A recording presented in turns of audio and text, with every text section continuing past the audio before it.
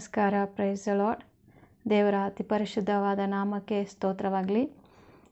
ನಾವು ಇವತ್ತು ಕೂಡ ಒಂದು ವಾಕ್ಯವನ್ನು ಧ್ಯಾನ ಮಾಡಿಕೊಳ್ಳೋಣ. ದೇವರು ನಮ್ಮೊಂದಿಗೆ ವಾಕ್ಯದ ಮೂಲಕವಾಗಿ ಏನು ಮಾತನಾಡುತ್ತಾನೆ ನಾವು ತಿಳ್ಕೊಳ್ಳೋಣ. ಕೀರ್ತನೆ 23:5 ನಾವು ವಾಕ್ಯವನ್ನು ಓದ್ಕೊಳ್ಳೋಣ. ವೈರಿಗಳ ಮುಂದೆಯೇ ನೀನು ನನಗೋಸ್ಕರ ಔತಣವನ್ನು ಸಿದ್ಧಪಡಿಸುತ್ತಿ. ಈ ಒಂದು ವಾಕ್ಯದ ಬಗ್ಗೆ ನಾವು ಮಾತಾಡ್ಕೊಳ್ಳೋಣ. ವೈರಿಗಳ ಮುಂದೆಯೇ ನೀನು ನನಗೋಸ್ಕರ ಔತಣವನ್ನು ಸಿದ್ಧಪಡಿಸುತ್ತಿ. ಈ ರೀತಿ ವಾಕ್ಯ ಹೇಳುವಾಗ ನಮಗೇನು ಅನಿಸುತ್ತೆ ಅಂದರೆ, ಸುತ್ತಲೂ ನಮಗೆ ವೈರಿಗಳು, ಶತ್ರುಗಳಿದ್ದಾರೆ, ನಮಗೆ ತೊಂದರೆ ಮಾಡೋರಿದ್ದಾರೆ. ಇಂಥವ್ರ ಮಧ್ಯೆ ನಾವು ಜೀವಿಸುವಾಗ ನಮಗೆ ದೇವರು ಈ ರೀತಿ ವಾಕ್ಯ ಹೇಳ್ತಾ ಇದ್ದಾರಲ್ಲ ಅಂತ ನಮಗೆ ಅನಿಸ್ಬೋದು. ವೈರಿಗಳ ಮುಂದೆ ನಮಗೋಸ್ಕರ ಒಳ್ಳೆಯ ಒಂದು ಔತಣವನ್ನು ಸಿದ್ಧಪಡಿಸ್ತಾನೆ ಅಂತ. ಸುತ್ತಲೂ ನಮಗೆ ಶತ್ರುಗಳಿದ್ದಾರೆ, ನಮ್ಗೆ ನಿಜವಾಗ್ಲೂ ಕಳವಳ ಇರುತ್ತೆ, ಭಯ ಇರುತ್ತೆ, ನೆಮ್ಮದಿ ಇರೋದಿಲ್ಲ. ಎಲ್ಲಿ ನಾವು ಔತಣವನ್ನು ನಾವು ಉಣ್ಲಿಕ್ಕೆ ಸಾಧ್ಯ ಆಗ್ತದೆ. ಆದರೆ ನೋಡ್ರಿ, ಒಳ್ಳೆಯ ಒಂದು ಕುರುಬನ ಒಂದು ಕುರಿಗಳು ಆತನ ಒಂದು ಶಬ್ದಕ್ಕೆ ಕಿವಿ ಕೊಡ್ತವೆ. ನಂತರ ಅದು ಎಲ್ಲೇ ಎಷ್ಟು ದೂರ ಇದ್ದರೂ ಯಾವುದೇ ಒಂದು ಮೃಗಗಳು ಮತ್ತು ಅದು ಶಬ್ದ ಮಾಡಿದರೂ ಕೂಡ ಅವು ಭಯಪಡದೇ ಇರ್ತವೆ. ಯಾಕಂದರೆ ಕುರುಬನ ಜೊತೆಯಲ್ಲಿದ್ದಾನೆ ಅಂತ. ಆದರೆ ನಮ್ಮ ಜೊತೆ ಕೂಡ ನಮ್ಮ ದೇವರಾದ ಕರ್ತನು ಕುರುಬನಾಗಿದ್ದಾನೆ. ಆತನು ಕುರುಬನಾಗಿರುವಾಗ, ನಮ್ಮನ್ನು ಕಾಯುವಾಗ ಅಲ್ಲೂ ಕೂಡ ನಮಗೆ ಅನೇಕ ಸಾರಿ ನಾವು ಕೂಡ ಮನುಷ್ಯರಾದ ನಾವು ಭಯಪಡ್ತಾ ಇರ್ತೀವಿ. ಸೈತಾನನ ಬಗ್ಗೆನೇ ಯೋಚನೆ ಮಾಡ್ತಾ ಇರ್ತೀವಿ. ಹಾಗೆ ಯೋಚನೆ ಮಾಡ್ತಾ ಇರುವಾಗ ನಮಗೇನಾಗ್ತದೆ ಅಂದರೆ, ಎಲ್ಲಿ ಯಾವ ತೊಂದರೆ ಬರ್ತದೆ, ಯಾವ ಮೂಲೆಯಿಂದ ನಮಗೆ ಕಷ್ಟ ಬರ್ತದೆ, ಯಾರು ನಮ್ಮನ್ನು ಎದುರಿಸ್ತಾರೆ, ಯಾರು ಯಾವ ಸಮಯದಲ್ಲಿ ಬರ್ತಾರೆ ಅಂತ ನಮಗೆ ಏನಾಗುತ್ತೆ, ಕಳವಳ ಆಗ್ತಾ ಇರ್ತದೆ, ನೆಮ್ಮದಿ ಇರಲ್ಲ. ಯಾಕೆ ನಾವು ಅದ್ರ ಬಗ್ಗೆ ಚಿಂತೆ ಮಾಡಬೇಕು? ಕುರಿಗಳನ್ನು ಕಾಯುವ ಕುರುಬನು ಇರುವಾಗ ದೇವರಿಗೆ ನಾವು ಕುರಿಗಳಾಗಿದ್ದೇವೆ ಪ್ರಿಯರೇ. ನಮ್ಮನ್ನು ಕಾಯುವನಾಗಿದ್ದಾನೆ, ಹಗಲು ಇರಲು ದೇವರು ಕಾಯುವ ಆತನಾಗಿದ್ದಾನೆ. ಶತ್ರುಗಳಿಂದ ದೇವರು ಬಿಡಿಸುವನಾಗಿದ್ದಾನೆ. ನಮ್ಮ ನಂಬಿಕೆ ದೇವರ ಮೇಲೆ ಇರಬೇಕು. ಅದರಿಂದ ಶತ್ರುಗಳ ಭಯ ಇಲ್ಲದೆ ಆ ಕುರಿಗಳು ಮೇವನ್ನು ಹೇಗೆ ಕಂಡುಕೊಳ್ಳುತ್ತವೋ ಅದೇ ರೀತಿಯಲ್ಲಿ ನಾವು ಎಷ್ಟೇ ಶತ್ರುಗಳಿದ್ರೂ, ಎದುರಿಸುವರಿದ್ದರೂ ಕೂಡ ನಮ್ಮನ್ನು ಕಾಯುವನು, ನಮಗಾಗಿ ಯುದ್ಧ ಮಾಡುವ ದೇವರು ಇದ್ದಾನೆ ಅಂತ ನಂಬಿಕೆ ನಮಗಿರಬೇಕು ಪ್ರೇರೆ. ವಿಮೋಚನ ಕಾಂಡ 14:14 ನೋಡ್ತೇವೆ, ಯೆಹೋವನೇ ನಿಮಗಾಗಿ ಯುದ್ಧ ಮಾಡುವನು, ನೀವಂತೂ ಸುಮ್ಮನೆ ಇರ್ರಿ, ಮತ್ತು ನಿಮ್ಮ ವೈರಿಗಳ ಮಧ್ಯದಲ್ಲಿ ನಿಮಗೆ ಔತಣವನ್ನು ಸಿದ್ಧಪಡಿಸಿರುವನು.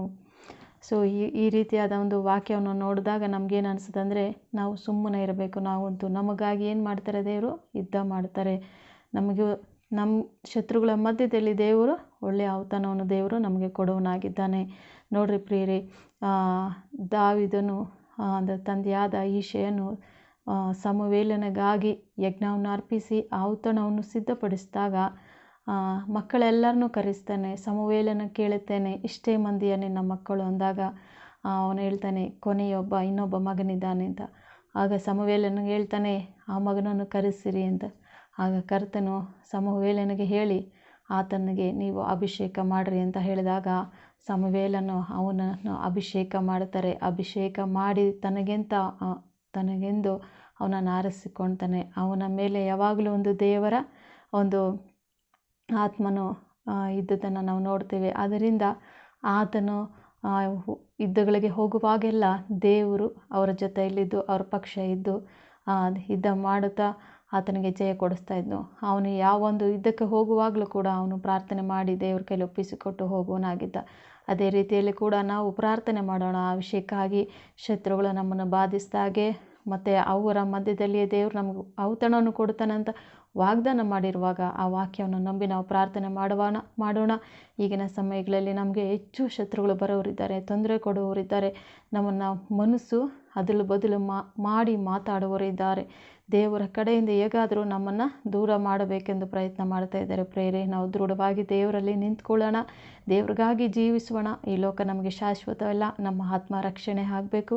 ನಾವು ನೋಡ್ತೇವೆ, ಯೇಸು ಸ್ವಾಮಿ ಆತನ ಮಕ್ಕಳನ್ನು ಯಾರು ಮುಟ್ಟದ ಹಾಗೆ ಆತನ ಅಧಿಕಾರ ಕೊಟ್ಟರೆ ಮಾತ್ರನೇ, ಅಧಿಕಾರ ಕೊಡದೇ ಇದ್ದರೆ ಯಾರೂ ನಮ್ಮನ್ನು ಮುಟ್ಲಿಕ್ಕಾಗುವುದಿಲ್ಲ. ಆತನಿಗೆಂತ ನಮ್ಮನ್ನು ಆರಿಸಿಕೊಂಡಿದ್ದಾನೆ ಪ್ರೇರೆ. ವಿಶೇಷವಾಗಿ ನಮ್ಮನ್ನು ದಾವೀದನಾಗಿ ನಮ್ಮನ್ನು ಕೂಡ ಅಭಿಷೇಕಿಸಿ ಆತನಿಗೆಂದು ನಮ್ಮನ್ನು ಆರಿಸಿಕೊಂಡು ನಮ್ಮನ್ನು ಕಾಯುವಾತನಾಗಿದ್ದಾನೆ.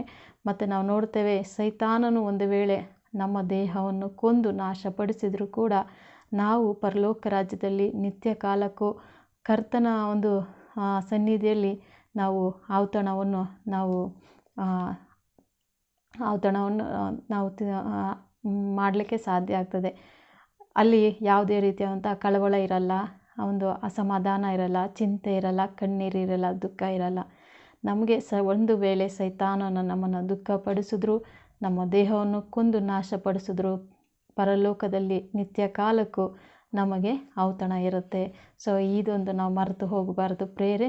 ಮತ್ತು ಇನ್ನೊಂದು ವಾಕ್ಯ ನೋಡ್ತೇನೆ, ಧರ್ಮೋಪದೇಶ ಕಾಂಡ 28:7 ಶತ್ರುಗಳು ನಿಮ್ಮಿಂದ ಸೋತು ಹೋಗುವಂತೆ ಯೆಹೋವನು ಮಾಡುವನು. ಅವರು ಒಂದೇ ದಾರಿಯಿಂದ ನಿಮ್ಮ ಮೇಲೆ ಬಂದರೂ 7 ದಾರಿಗಳಿಂದ ಓಡಿ ಹೋಗರು. ಒಂದು ದಾರಿಯಿಂದ ಬಂದರೂ ಕೂಡ 7 ದಾರಿಗಳಿಂದ ಓಡಿ ಹೋಗುವರಂತೆ.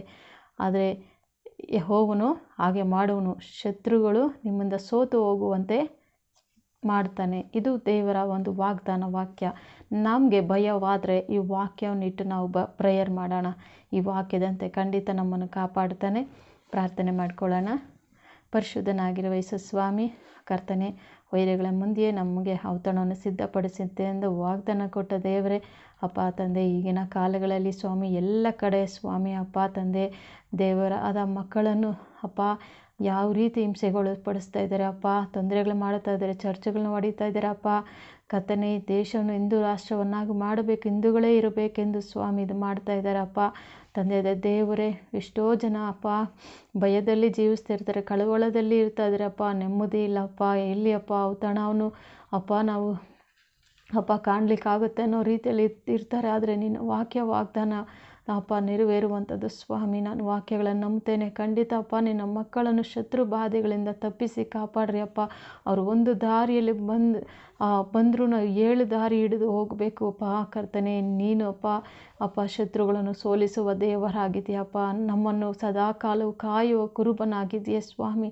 ನಿನಗೆ ಕೋಟಿ ಕೋಟಾಂತರ ಸ್ತೋತ್ರ ಅಪ್ಪ. ಈ ಒಂದು ಪ್ರಾರ್ಥನೆಯನ್ನು ನೀನು ಕೇಳಿದಕ್ಕಾಗಿ ಸ್ತೋತ್ರ. ನೋಡೋವರೆಗೂ ನೀವು ಧೈರ್ಯಪಡಿಸಿರಿ ಸ್ವಾಮಿ ವಾಕ್ಯದ ಮೂಲಕ. ಕರ್ತನೆ ಅಪ್ಪ, ನೀವು ಜೊತೆಯಲ್ಲಿದ್ದು ಕುರುಬನಾಗಿ ಅವರನ್ನು ನೀವು ಕಾಯಬೇಕಾಗಿ ಬೇಡಿಕೊಳ್ತೇನೆ ಸ್ವಾಮಿ. ಯಾವ ಸ್ಥಿತಿಯಲ್ಲಿ ಯಾವ ಒಂದು ಪರಿಸ್ಥಿತಿಗಳನ್ನು ಎದುರಿಸ್ತಿದ್ದಾರೋ ನನಗೆ ಗೊತ್ತಿಲ್ಲಪ್ಪ.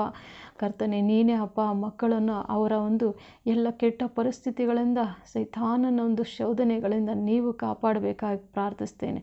ಈ ಪ್ರಾರ್ಥನೆಯನ್ನು ಕೇಳಿದಕ್ಕಾಗಿ ಸ್ತೋತ್ರ ಸ್ವಾಮಿ. ಯೇಸುವಿನ ಮುದ್ದಾದ ನಾಮದಲ್ಲಿ ಪ್ರಾರ್ಥನೆಯನ್ನು ಬೇಡಿದ್ದೇನೆ ತಂದೆ, ಆಮೆನ್.